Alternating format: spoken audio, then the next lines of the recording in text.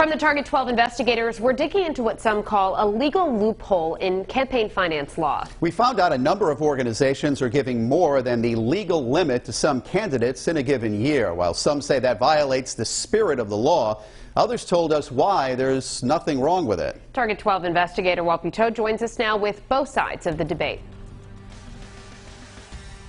The law says you can give $1,000 a year to a candidate, but if you form 2 political action committees or PACs, you can double that. And there's no limit on how many PACs one organization can have.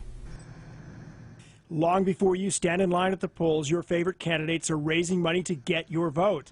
The limit of $1,000 a year you or a PAC can contribute was set 28 years ago with this state law. The limits were put in place because of problems with corruption. Cranston's Firefighters Union has 2 PACs, but their president says the limits set in 1992 are outdated when adjusted for inflation and applied to the cost of campaigns in 2020. Scott Robinson also claims $2,000 is not going to sway an election or buy much influence. You think a candidate is going to sit there and go, hey, Scott and the firefighters gave me $2,000. I have to do what they want me to do. Records show there are at least a half dozen local entities, including 4 firefighters organizations with more than 1 PAC. Providence firefighters have 3 PACs, with 2 of them contributing $2,000 in 2018 to a half dozen different candidates.